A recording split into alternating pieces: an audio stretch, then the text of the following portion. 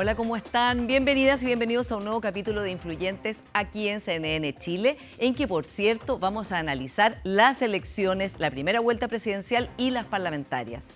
Primero vamos a conversar con Juan Pardo, director de Feedback, sobre el panorama que queda reflejado después de esta elección, los partidos políticos, las distintas sensibilidades y también, por supuesto, el rol de las encuestas. Y luego conversaremos con Aldo Mascareño, investigador del CEP, que lleva años estudiando al Partido de la Gente y las claves de su liderazgo, de su atractivo para los votantes en esta ocasión y también, por supuesto, cómo es Franco Parisi. Parte entonces Influyentes. Juan, muy bienvenido a nuestro programa. Hola Paula, buenas tardes. Bueno, vamos a partir por las encuestas que fueron como un actor de esta elección, quizás como ninguna otra, ¿no? En que se decía, bueno, van a tener que dar cuenta las encuestas si realmente acertaron o no. Además de, por cierto, el candidato Parisi que estuvo permanentemente diciendo que había como una conspiración de las encuestas contra él. Y la verdad es que, claro, desde el punto de vista de que quedó subestimado, tenía razón. Desde que eso sea una conspiración, esa es otra historia. Sí, yo creo que son varias cosas distintas. De partida, creo que en esta elección hubieron encuestas como nunca. Aproximadamente unas 80 encuestas en un periodo de 2 meses, lo cual es bastante. Pero eso además nos sirvió como indicador del interés que demuestran en la ciudadanía tener algún conocimiento de cómo va la carrera presidencial.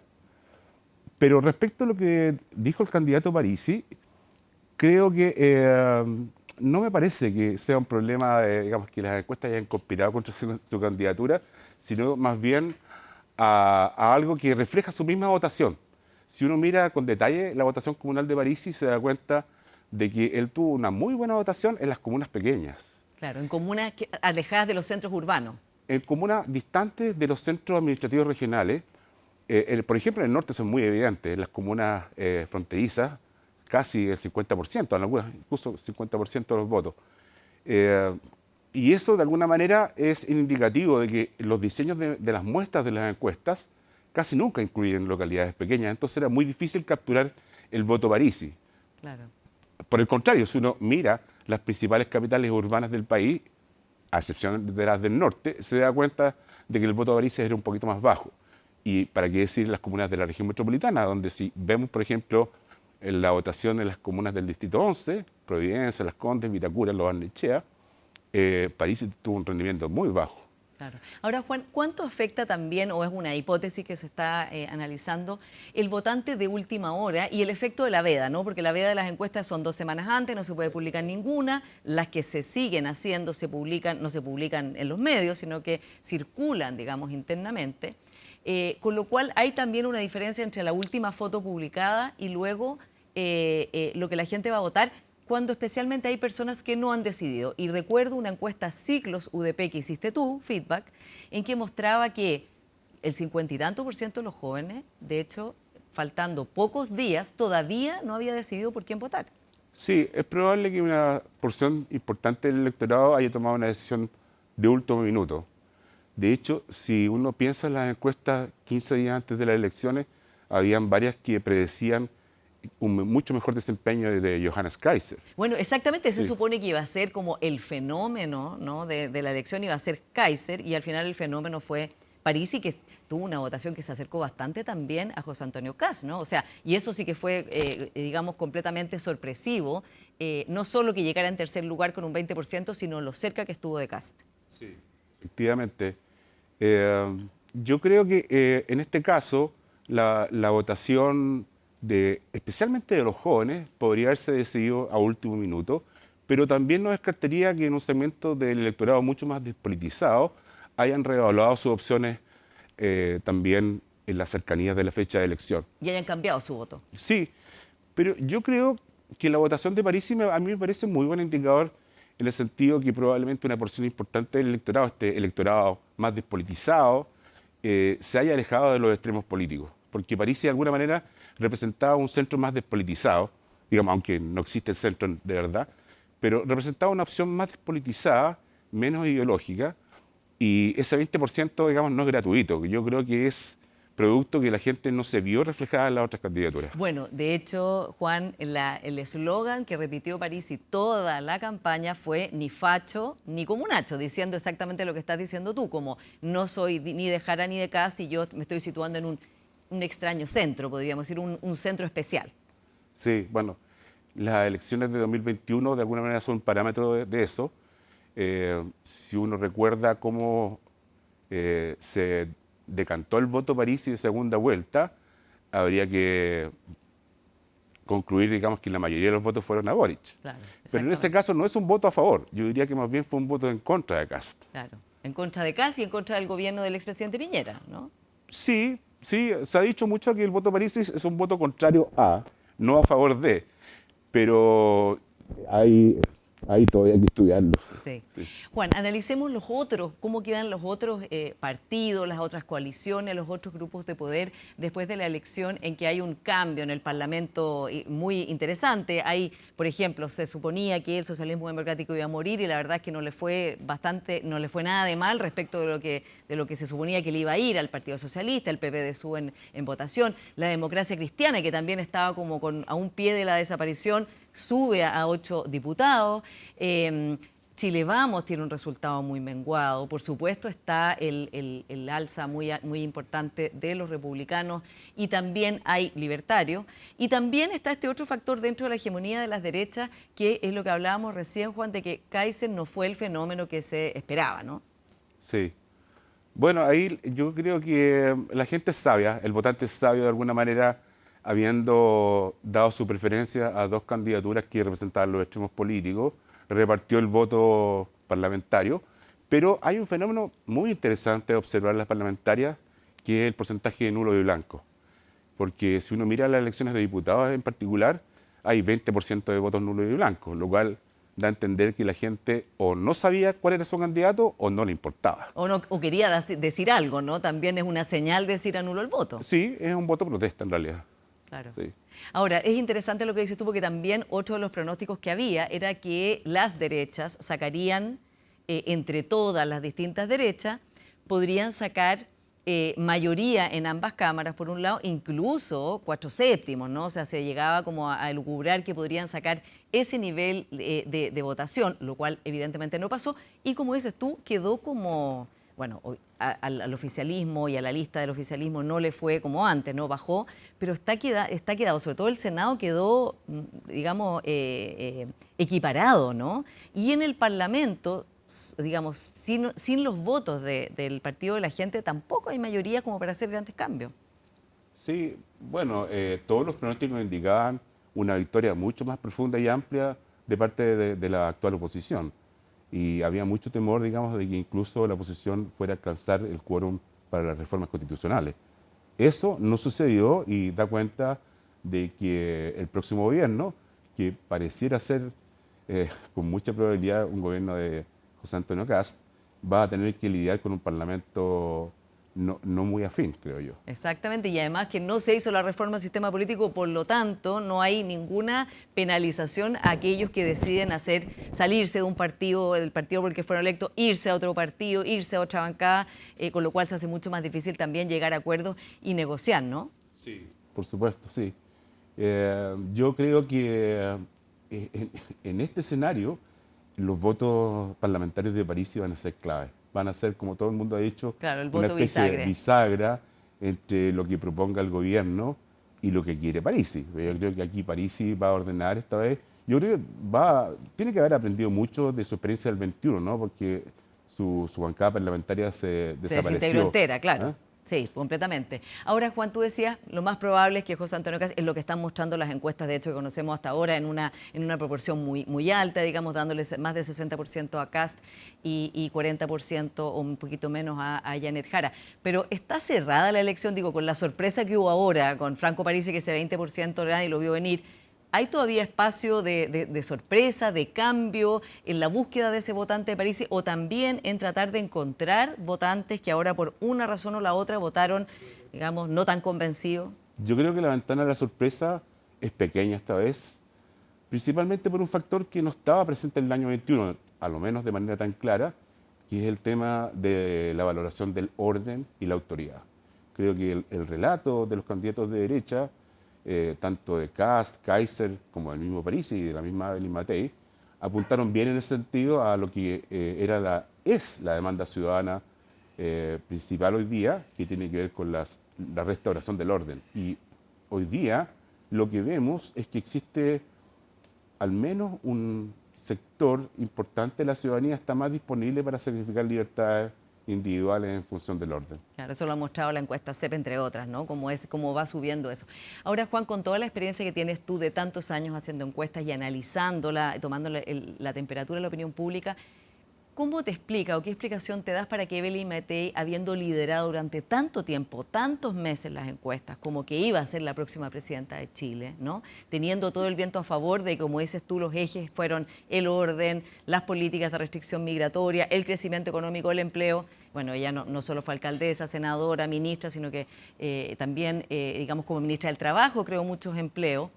¿Por qué perdió ese lugar y salió en un lugar tan inesperado, que eso tampoco, ninguna encuesta daba como quinto lugar? O sea, las peores era como el cuarto, pero quinto era como algo... Quizás la encuesta Ciclo UDP Jóvenes dio a Belén en quinto lugar, pero bueno, de partida... Pero le acertaron en eso ustedes, sí. y yo creo que nadie más.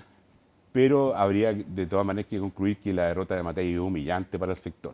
En ese sentido, creo que uno de los factores principales que explica la quinta posición de Matei en las elecciones es su discurso errático, cambiante, percibido como poco natural. Creo que si Evelyn Matei se hubiera mantenido desde el principio en la misma tecla, al menos emocional, podría haber sostenido su votación, pero un día estaba en un lado y al día siguiente tenía un discurso muy duro, incluso irreconocible.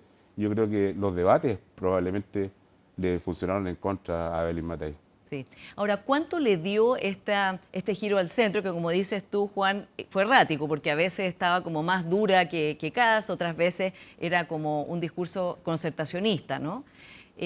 ¿Cuánto le dio o cuán equivocado fue esa estrategia si pensamos que Amarillos y Demócratas, los dos partidos que la apoyaban a ella y que se aliaron con Chile Vamos, los dos quedaron fuera, digamos, tan extintos porque no lograron el umbral? Sí, como dije, yo creo que culturalmente el país pasa por un ciclo más cercano a las ideas de la derecha, y esta idea de ser centrista cuando el centro está vacío de contenido y significado hoy día, probablemente fue una mala estrategia. Sí. Ahora, la DC, por otro lado, el partido históricamente de centro, con todos los problemas que ha tenido, ¿no? Y varias crisis, incluía la crisis de las divisiones por votar por Jara o no votar por Jara, ¿no? Que el partido haya decidido apoyar a Jara e ir en una lista hasta con el, digamos, desde la DC hasta el Partido Comunista. Subió su votación, Sí, votación en diputados y subió, digamos, de 5 a 8, lo cual le permite también mirar, dialogar con las otras fuerzas desde otra posición. El mérito ahí está sin duda en la dirigencia de la DC, primero al saber elegir sus candidatos y las peleas donde tenía que darlas, porque de otra manera no se entiende, digamos, había muchos pronósticos de que la DC podría incluso desaparecer en esta vuelta, así como desaparecieron 12 partidos. Claro. Pero yo creo que hay un mérito muy, muy loable de parte de las dirigencias en haber sabido escoger sus cartas. Volvamos a Chile Vamos, porque claro, las derechas hoy día yo creo que están todas bien sorprendidas con lo de Parisi, porque es un candidato desde la oposición. Evidentemente nadie podría decir que es un candidato dentro del círculo del oficialismo, aunque, como decíamos, son votantes no ideologizados. Pero ¿tú crees que Chile Vamos, como se ha discutido mucho esta semana, se acabó, rindió todo lo que tenía que rendir? Y te lo pregunto especialmente, Juan, porque uno ve que ahora muchas personas de sectores de Chile Vamos, que eran muy contrarios a las ideas de Castro o haciendo énfasis en la diferencia de Chile Vamos respecto de su capacidad de dialogar, su respeto al adversario, su respeto a la democracia liberal, hoy día están, digamos, totalmente ya a disposición de la candidatura de José Antonio Kast, hasta donde sabemos sin ninguna condición. El poder es muy atractivo. El poder une. El poder une. Sí, yo creo que una de las deficiencias que se preveía en la candidatura de José Antonio Kast era su incapacidad para demostrar equipos sólidos, y creo que ese es un factor que sí puede aportar Chile Vamos. Chile Vamos al menos tiene la experiencia de los dos gobiernos anteriores de Sebastián Piñera, y por lo tanto sí podría aportar una cuota importante de gobernabilidad y de saber hacer las cosas. Pues yo diría que uno de los desafíos principales que tiene el próximo gobierno es hacer un chequeo muy profundo sobre quiénes van a ser sus ministros, subsecretarios y sobre todo los Ceremi. Recordemos, digamos, el festival de cambios de Ceremi de este gobierno en particular durante los primeros meses. Y eso le quita mucho impulso al gobierno, porque para gobernar hay que partir gobernando los 2 primeros años, después se administra el poder solamente. Y además el Partido Republicano nunca ha gobernado, por lo tanto no tiene cuadros, digamos, de su propio partido que hayan trabajado en el Ejecutivo y que tengan una trayectoria, ¿no? En ese sentido podríamos decir Chile Vamos se va a transformar o podría transformarse en el socialismo democrático como fue el socialismo democrático para Boric. Podría ser, sí. Yo creo que el Partido Republicano tiene que cuidarse mucho de su pulsión autoritaria, porque la ideología del Partido Republicano no siempre va a calzar con el ritmo del Estado, y el Estado tiene un ritmo propio que es muy difícil de tomar si no tienen la experiencia. Yo creo que ese es el principal aporte que le podría dar Chile Vamos a la gobernabilidad de un futuro eventual gobierno de José Antonio Kast. Ahora, José Antonio Kast ha dicho que su modelo es Giorgia Meloni, que dentro de la familia de las derechas radicales del mundo, como la llaman los politólogos, Víctor Orbán, Marine Le Pen, Giorgia Meloni, bueno, Donald Trump, Bukele, Milei, con diferencias, pero dentro de una misma, digamos, de una misma familia ideológica. Meloni es un caso especial porque ha podido gobernar con una coalición, un partido mucho más ultra que el de ella, la Liga, y por otro lado con el partido de Berlusconi, que es de centro derecha, y ha logrado mantener unido, y el de ella, por supuesto, Fratelli d'Italia, ha logrado mantener eso unido siendo ambigua. ¿Podrá Kast tener ese juego de cintura que ha tenido Meloni para mantener estable una coalición en que no termine decepcionando a los centroderechistas, que en este caso serían los de Chile Vamos, o a los más de ultra, como sería en este caso el Partido Nacional Libertario, por ejemplo? Y social cristiano. Sí, bueno, yo creo que ese es un riesgo que corre cualquier gobierno, no poder responder a las expectativas ciudadanas durante los primeros meses de gestión. En este caso, además, José Antonio Kast se planteó una meta bastante ambiciosa, que es su famoso plan de gobierno de emergencia, y creo que si él no es capaz de solucionar los problemas principales que la ciudadanía persigue del país, podría haberse enfrentado a problemas muy serios al comienzo de su gobierno. O sea, protestas, digamos, de ese tipo. O que se desalineen sus parlamentarios. Claro, bueno, y eso ha pasado, ¿no? En todos los gobiernos. Sí. Que es no necesariamente. Yo creo que el país está un poquito agotado de movimientos sociales masivos y quizás no va a ser por ahí la cosa, pero sí podría haber un movimiento de rebeldía de los propios parlamentarios. Los parlamentarios en realidad se deben a sus electores y se mandan bastante solos, como hemos visto. Ya hemos visto en varios ejercicios que eso así sucede finalmente. Sí. Ahora, es interesante lo que dice Juan, porque claro, lo que ha repetido una y otra vez José Antonio Kast y todos sus equipos es que no van a entrar en la batalla cultural, en los temas que ellos llaman valóricos, que este es un gobierno de emergencia en que los temas son los que él ha señalado. Pero si uno vuelve al caso de Meloni, ella cada cierto tiempo hace guiños hacia el electorado justamente a través de cosas simbólicas, ¿no? Que no cambian el curso del país, pero que son simbólicas y relevantes, como por ejemplo su relación con los medios de comunicación, cómo ha intervenido la RAI, cómo se ha opuesto a políticas respecto de la adopción homoparental. O sea, ha habido ahí una señal. Tú, por lo que conoces en la opinión pública chilena y la sociedad, ¿tú crees que cómo tomaría la sociedad chilena si entrara en este tipo de medidas?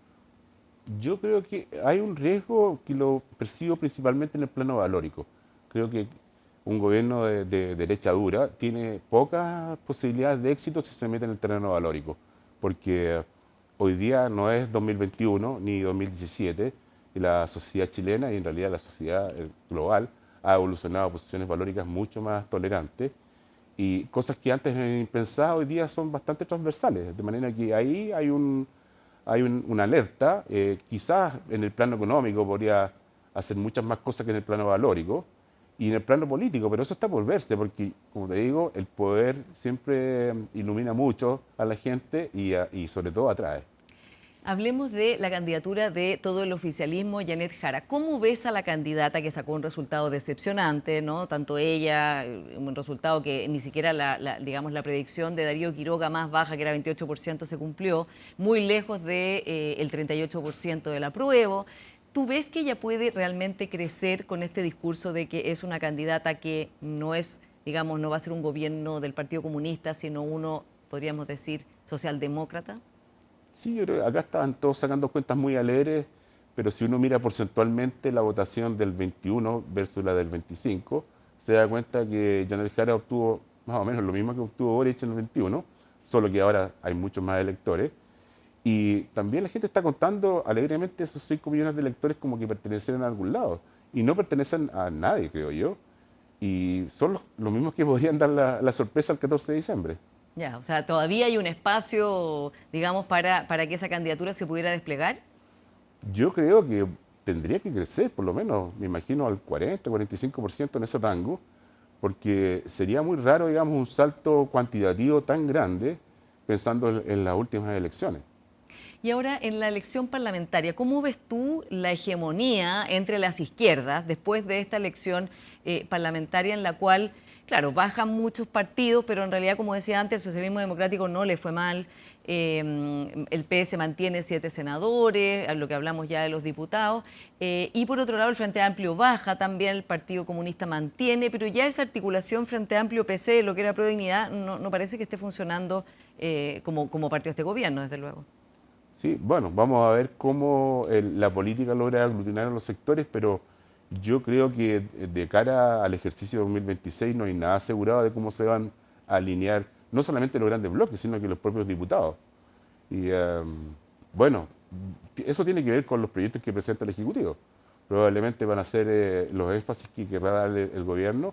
Tengo la impresión de que José Antonio Kast además está planteando gobernar los primeros meses vía decreto, entonces no sé cuál va a ser, si va a ser muy relevante el papel del Parlamento al inicio, pero en algún momento va a ser muy relevante. Claro, y desde luego si solo emite decretos también va a ser un problema, ¿no? Por o sea, supuesto. que deje como fuera de juego al Congreso. Sí, por supuesto, no solamente al Congreso, sino que a los otros poderes del Estado. Sí, ahora, ¿tú crees que el presidente Boric, que se suponía que sería, después de que termine su mandato, el líder de la oposición, digamos, el gran líder opositor a José Antonio Kast, mantiene eso después del resultado, bueno, no tan robusto de Jara? Tú dices, son los mismos votos, claro, pero en realidad el universo era mayor y se hubiera esperado también que tuviera más votación.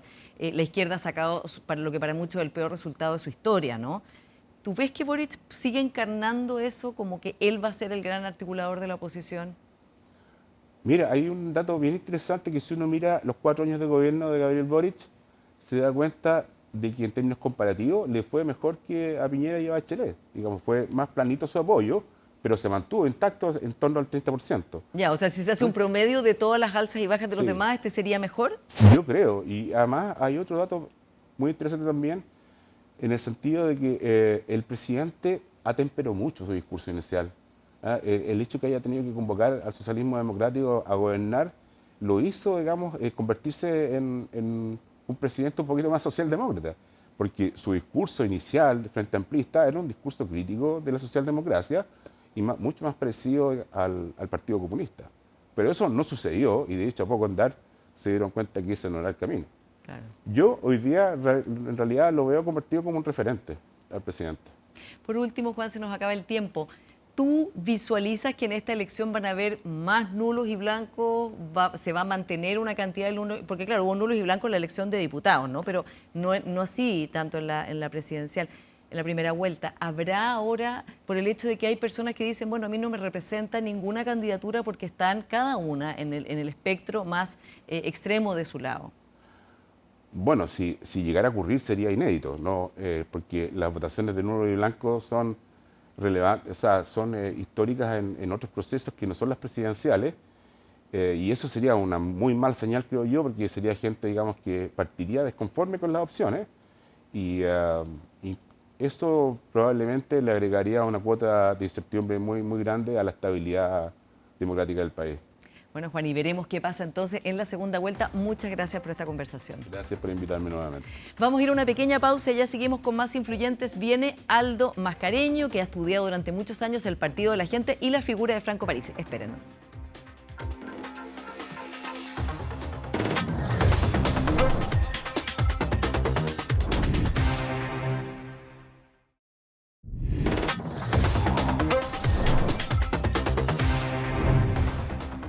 Ya estamos de vuelta acá en Influyentes con nuestro siguiente invitado, Aldo Mascareño, investigador del CEP y uno de los hombres del momento, porque Aldo lleva estudiando hace muchos años el Partido de la Gente uno de los fenómenos de la elección del domingo pasado, ¿no, Aldo? Así, el del momento es Parisi, eso sí. Exactamente, ¿no? el Partido de la Gente y Parisi, ¿no? Bueno, y la bancada de 14 diputados que sacó, recordemos que antes sacó 6, ¿no? La elección pasada, 6 de los cuales ninguno siguió perteneciendo a la bancada del PDG, sin embargo renace el Partido de la Gente y, por supuesto, la votación de 20% de Franco Parisi, que estaba fuera de todo pronóstico. Así es. Aldo, partamos, ¿por qué te interesaste tú en estudiar desde el CEP el fenómeno del Partido de la Gente ya en 2022?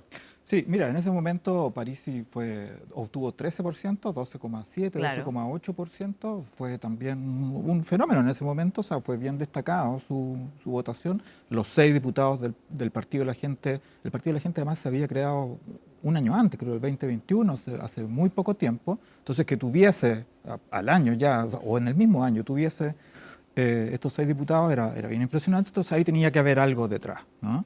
Y nosotros veníamos investigando, además, con todos los procesos constitucionales que se habían venido dando desde antes, estas, digámoslo así, oscilaciones que habían en los públicos políticos en Chile. Lo que se llamaba el péndulo, ¿no? Que se iba de un lado hacia el otro. Así se llamaba, así le denominábamos en esos momentos, y sobre la idea de que pareciera ser que ese público que antes uno calificaba de centro, un centro moderado, que no era ni de izquierda ni de derecha, en realidad era muy oscilante, era mucho menos fiel que lo que era antes, cuando existía algo como el Partido Radical, como la DC, como esos partidos de centro institucionales, clásicos y tradicionales en Chile, ¿no? Que jugaban efectivamente un rol moderador entre la izquierda y la derecha, ¿no? Ahora parecía que esos públicos no tenían esa función moderadora, y entonces, por ejemplo, en la Convención Constitucional por primera vez tuvimos esta fascinación de todos nosotros con los independientes. Exactamente, y recordemos que la lista del pueblo fue la más exitosa, ¿no? Y que fue el fenómeno de esa elección. Exactamente, ¿no? Y ahí por primera vez tuvimos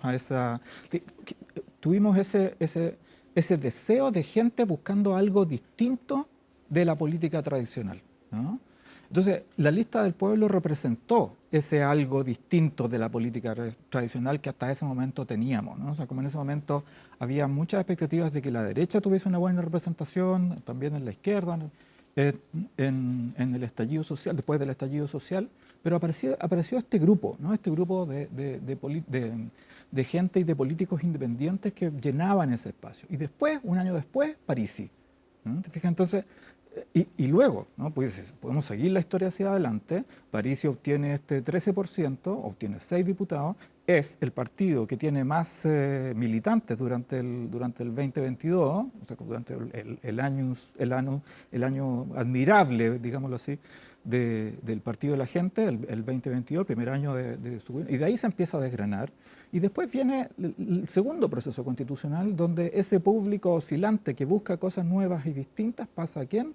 A Kast. Exactamente, ¿no? que fue el fenómeno de esa elección, ¿no? De la segundo proceso constitucional. Del Consejo Constitucional. Ahora, Aldo, con todo lo que lo has estudiado y sumado a todo lo que ha pasado esta semana, en que se han tratado de analizar el votante de Parisi y por qué las encuestas no pudieron predecir, o muy pocas pudieron predecir realmente su tercer lugar, y creo que su votación, el nivel de votación no lo predijo ninguna exactamente.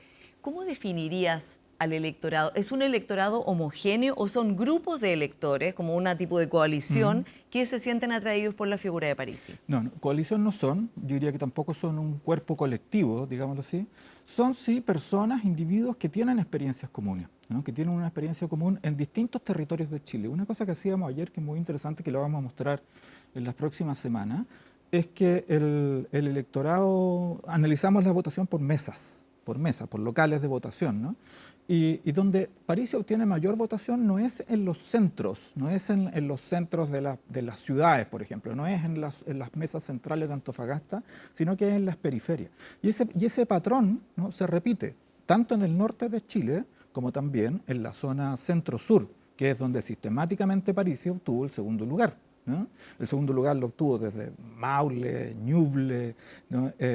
La Araucanía, los ríos, los lagos, como en todos esos lados obtuvo un segundo lugar muy sistemáticamente y siempre con locales de votación que votaban más por Parisi en las periferias, digámoslo así, no en los centros de las ciudades. Esos otros estaban más bien asociados a Kast o a Jara en algunos casos. Entonces es un votante que es más bien como que no es el típico votante urbano de centro, ¿no? Sino que, por ejemplo, en el caso del norte ya sabemos, ¿no? En el Claro, caso ese del es como un norte, territorio muy de Parisi. muy de Parisi, y yo diría que comienza a llenar las condiciones de ese votante muy claramente, se transforma en una especie de votante paradigmático, que es este votante que se le ha llamado la clase media emergente, ¿no? Tanto en los análisis sociológicos, los análisis políticos que se hacen acá.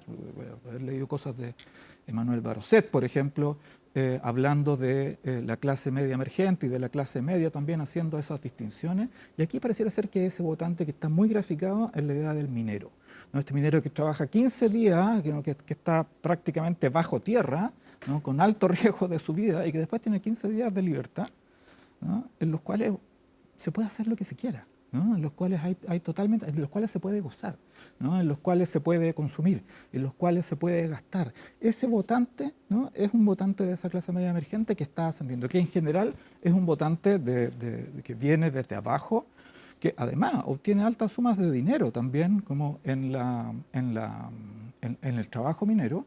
Y la pregunta es entonces, bueno, ¿cuál es el equivalente de este minero en la zona centro-sur, ¿no? Y uno empieza a ver ahí y se empieza a encontrar, por ejemplo, en el programa de Parisi, con muchas cosas orientadas a la minería, muchas cosas de transferencia tecnológica, de creación de escuelas de minería, de escuelas técnicas para mineros en la zona norte, pero también después empieza a mirar muchas cosas asociadas a la agricultura, ¿no?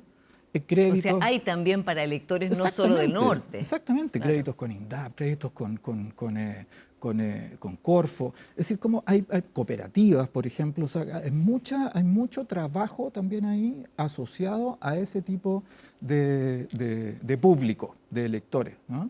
Que pareciera ser, ¿no? Respondieron muy bien a ese tipo de ofertas. Eso te iba a preguntar, Aldo, porque esta elección se supone que los temas principales y casi los únicos temas han sido seguridad, migración, crecimiento económico y empleo, ¿no? Y en eso esta elección se ha tratado de eso. Así es. Pero al parecer la oferta de Parisi, bueno, tiene propuestas, por supuesto, como estos buques cárceles, claro. muy duro en migración, pero la verdad es que lo que estás describiendo tú y lo que he leído de tus análisis también es que él como que ha logrado una proyección de un cierto estilo de vida en su persona, más allá de sus propuestas particulares para estos temas. ¿Es así? Eso es muy interesante visualizarlo así, construirlo, reconstruirlo de ese modo, porque sí, me parece que efectivamente Parisi encarna, es una especie de símbolo, ¿no?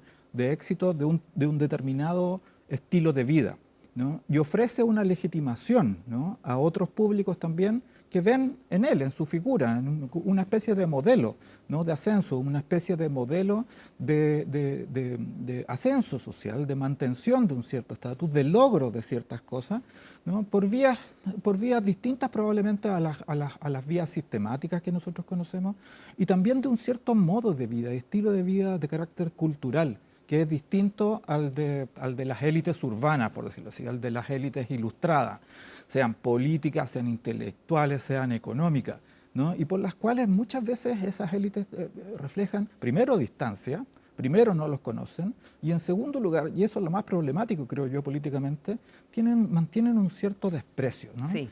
Tanto en la izquierda como en la derecha, ¿no? Esta idea del facho pobre, ¿no? Que se ha hecho famosa desde la Convención Constitucional, desde los resultados de la Convención Constitucional en adelante. Otras formulaciones también discriminatorias de ese estilo de vida son efectivamente formas en las cuales se produce ese distanciamiento, los atorrantes, ahora último hemos escuchado también, referido a otras cosas, pero también es una formulación discriminatoria. Exactamente. ¿No?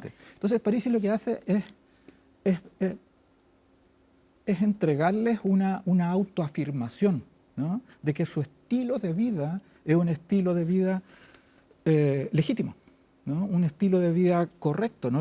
Un estilo de vida que puede seguir reproduciéndose y un estilo de vida además autónomo. Entonces, yo diría que una de las cosas principales que creo que el discurso de Parisi, la política de Parisi, la política del PG ofrecen, es una transferencia, una asignación de autonomía a esos públicos. Fíjate, intelectualmente, las descripciones sociológicas, políticas, nosotros siempre hemos considerado a esos públicos como agentes subalternos, subordinados.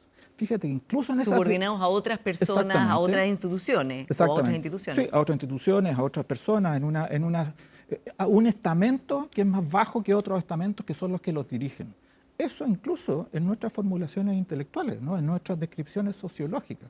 O sea, hemos construido la estratificación de Chile de esa forma. París les dice, ustedes son autónomos, ustedes han logrado su vida por sí mismos. Eso tiene mucho valor, mucho más valor que el valor que otros tipos de trayectoria con herencia, con conocimientos, con familia puedan tener. Entonces yo creo que eso genera una atracción muy fuerte, ¿no? Dentro de esos públicos, esa legitimación de un modo, de un estilo de vida, esa legitimación de una conducta cotidiana, en el fondo, ¿no? que es reconocida. O sea, no se sienten excluidos, no se sienten marginados. Claro, se sienten, por tanto, distinto. menos. En ese sentido, por ejemplo, los videos que se han recordado ahora de Darío Quiroga, de la campaña, digamos, del comando de Janet Jara, Exacto. hablando de que son chantas o riéndose de la hermana de Franco Parisi, estarían hablando de eso que tú dices, como de una mirada despectiva o sea, desde otros sectores políticos. O sea, y no solo de Parisi. Parisi últimamente lo ha formulado en términos personales. A mí me discriminaron, ¿no? A mí me han discriminado en las encuestas, no sé, como las formulaciones como las de Quiroga. Pero yo diría como que cuando se lo discrimina a él, se discrimina a ese 20% también, ¿no? Ese es el problema, ¿no? Ahora, ¿este es un grupo que busca meritocracia? O sea, ¿la promesa es la meritocracia? ¿O es un grupo que tiene autonomía individual, que no está en el eje este de llegué por mis propios medios o soy heredero de algo? ¿Es un eje de clase? ¿Es un eje de qué?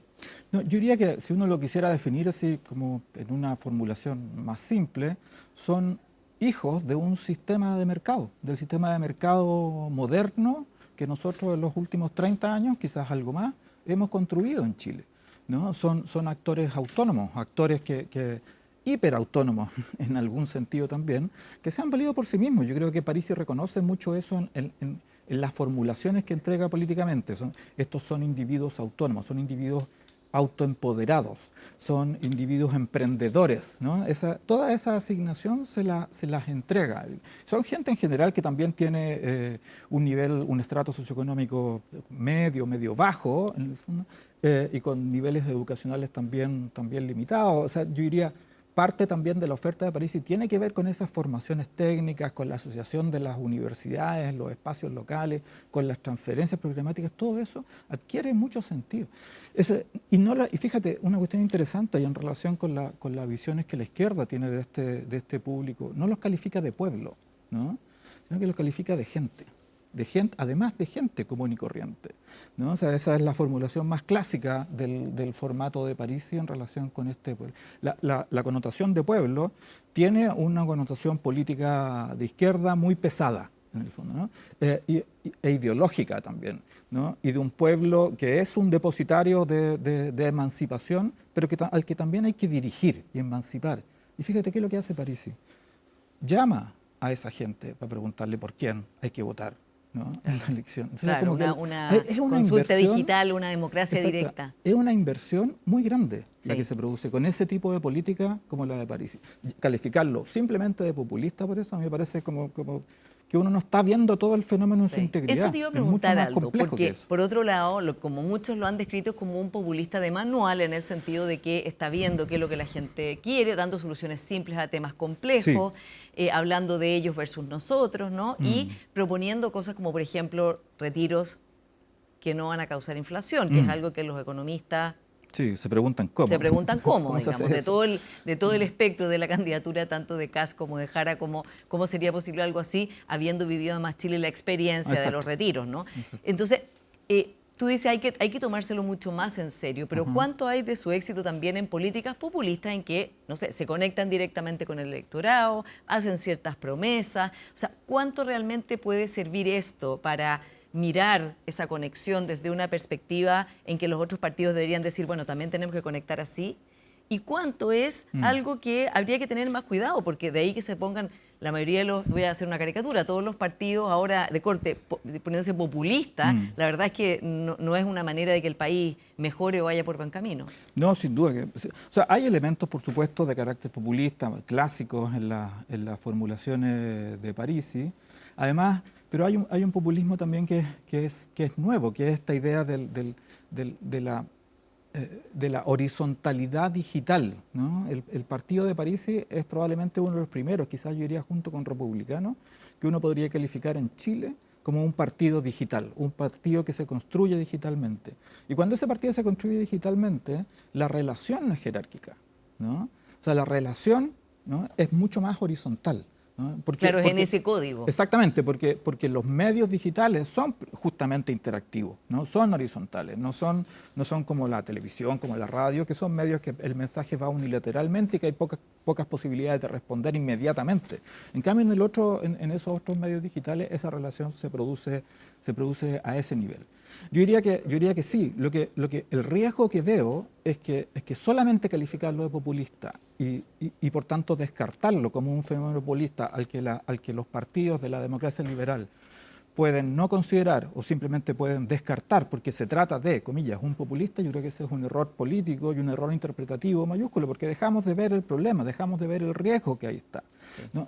Se trata de un partido, Paula, a propósito de esta horizontalidad, que es un partido que más bien lo que hace es transferir información desde la gente, ¿no?, desde esta construcción que este partido hace, hacia el Parlamento, en el caso, o hacia la esfera pública, digámoslo así. No es en ese sentido un partido representativo, ¿no? Un partido como los partidos de centro-derecha, claro, como los partidos de centro-izquierda. Que median, ¿no? Que median, en el fondo, ¿no? Y que en muchos sentidos también orientan, que son los partidos clásicos de una democracia liberal, digámoslo así, sana, ¿no? Pero esa orientación también pareciera ser que a esos partidos de nuestra democracia liberal también se les ha perdido ese foco en ese espacio popular, esa legitimación de un tipo de conducta distinta que es la conducta esperada, tanto por la izquierda como por la derecha, y yo creo que eso es lo que rescata Parisi. Ahora, veamos, ¿cuál es la doctrina? Tú has dicho que Sí, si no tienen una doctrina, ellos dicen que no tienen ideología, que la categoría derecha-izquierda está sobrepasada y no entran en definiciones ideológicas. Tú dices, si no tienen una doctrina, no van a poder, digamos, seguir adelante, sobrevivir. Es muy posible, además, si es que no desarrollan una robustez con sus cuadros, o sea, no es impensado que les pueda pasar lo mismo con su bancada que lo que ya les pasó, ¿no? sí. Que perdieron a toda una bancada que también entró como muy exitosa, como que eran también emblemas de una real conexión con la gente. Entonces, ¿cómo ves tú la gobernabilidad con un partido que declara no tener ideología? Por lo tanto, no hay ninguna manera de predecir o de entender zonas de acuerdo, zonas de desacuerdo, zonas de negociación, cuando la verdad es que se puede ir para un lado o para el otro dependiendo de factores que no tienen que ver con una matriz ideológica. Exactamente. De nuevo, como uno de los conceptos por los que partimos, oscilación, ¿no? O sea, tanto el partido de la gente, así como la política chilena de los últimos 5 o 6 años, se ha vuelto oscilante, ¿no? Y esta oscilación tiene que ver, en este caso del partido de la gente también, con el ánimo, ¿no?, del público, con el ánimo de la gente en un determinado momento. Si de lo que se trata es estar constantemente preguntándole por los grupos de WhatsApp qué es lo que queremos decidir, desde la ubicación de la multicancha hasta por quién votamos en la próxima elección. Pero entonces van a haber 4 retiros más, porque entonces, la gente siempre va a querer más retiros de fondo de pensiones, por ejemplo. Eso puede ser. Entonces, lo que tú dices es muy importante, que cómo podemos orientar desde ese espacio. Doctrinariamente. Está bien, el partido de la gente se califica y se ha calificado desde sus orígenes como un partido sin ideología. Pero que no tenga ideología no significa que no tenga elementos doctrinarios por los cuales ha construido su propia posición. Por ejemplo, una alta atribución de autonomía a los individuos, un alto favorecimiento de las reglas del funcionamiento eficiente del mercado, ¿no? Un alto cuidado del orden público también, ¿no? Un control de la inmigración irregular. Son elementos doctrinarios del partido de la gente, así como también han sido del Partido Republicano y de la derecha, e incluso de la construcción que ha hecho Janet Jara, ¿no?, en su propio discurso. O sea, como que entonces hay elementos doctrinarios que el partido debiese reconocer y que le permitirían a sus 14 diputados, si los reconocen, tener un horizonte, tener un canon, como me decía algunos colegas, un canon por el cual, ¿no?, poder decidir sin estar necesariamente consultándole a la gente cada cosa, ¿no? Como que yo creo que eso es ¿Cómo evalúas tú, Aldo, la gobernabilidad en el próximo periodo con el nuevo Parlamento, en el cual estos 14 miembros de la bancada del PDG se han definido como bisagras, ¿no? Porque si apoyan las propuestas del gobierno junto con las otras derechas, tendrían las mayorías, si no la apoyan, no. En un contexto en que son bien heterogéneos los perfiles de las 14 personas y que, bueno, en un contexto además de mucha discolaje en general en todas las bancadas. O sea, Sí. Las bancadas hoy día es difícil que voten todas cuadradas por algo, pero acá el riesgo es mucho más grande.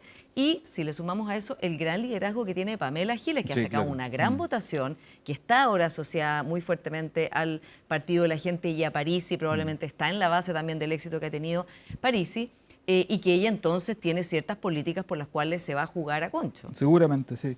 Hay dos, diría yo, características por las cuales, primero, el Partido de la Gente puede gobernarse a sí mismo.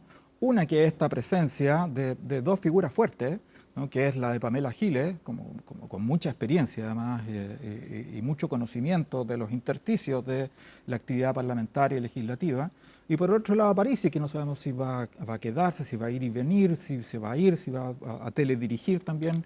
O sea, pero ahí hay algo que tiene que ser distinto a este comando a distancia que hubo en el periodo anterior. Y lo otro es lo que conversábamos recién, de esta construcción de ciertos criterios, ¿no? De ciertos criterios de decisión, de ciertos criterios doctrinarios, por los cuales sabemos que hay ciertas cosas que el Partido de la Gente no podría decidir, que son estos criterios normativos. El Partido de la Gente no es un partido colectivista, por ejemplo, no debiese serlo, ¿no? Sino que es un partido fundamentalmente asociado con los individuos.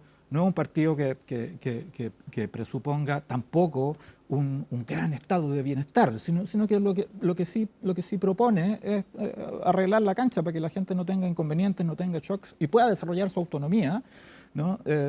Con un cierto cuidado en términos de seguridad. Ahora, si es basculante, o sea, si va a ser un partido bisagra o no, uno tiene que pensarlo en estos términos nuevos de ese centro excéntrico, como lo hemos llamado nosotros, de ese centro oscilante.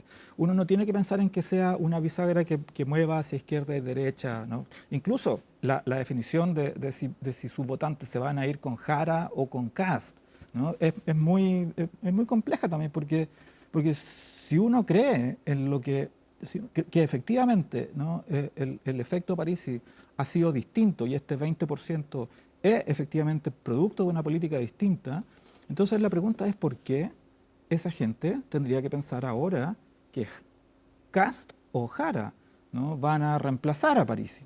Como es difícil pensar en eso, aun cuando todas las características doctrinarias parecieran decir que están más cercanos a la derecha que a la izquierda, pero es Parisi el que los convoca, ¿no? Claro, Y no es una probablemente doctrina. Giles, claro, En exactamente. ese sentido, como tú dices, bueno, hay que tener cuidado con esto de pensar que alguien puede mandar a estos votantes, exacto, ¿no? Carolina Toá dijo esta semana, hay que tener cuidado Los va con a hacer bailar al bailar. ritmo de Sí. Parisi, Sí. ¿no? Porque los invitó a su programa Bad Boys y están todos, digamos, mirando con mucha interés y con mucha adhesión ciertas partes del programa de Ajá. Parisi que les parecen que podrían tomar, tratando Sí. de conquistar ese electorado. ¿Sería un error de parte de la candidatura de Jara y de Kast, como dijo Toá, bailar al ritmo de él? Sí, de todas maneras. Es como que cada partido tiene que ser autónomo, tiene que confiar más en sí mismo que en su propia doctrina, en su propia construcción de partido, en su propio programa, por algo lo hicieron, que en otro partido que ahora está ofreciendo ciertas cosas que además es difícil que las ofrezca, ¿no? O sea, justamente por las definiciones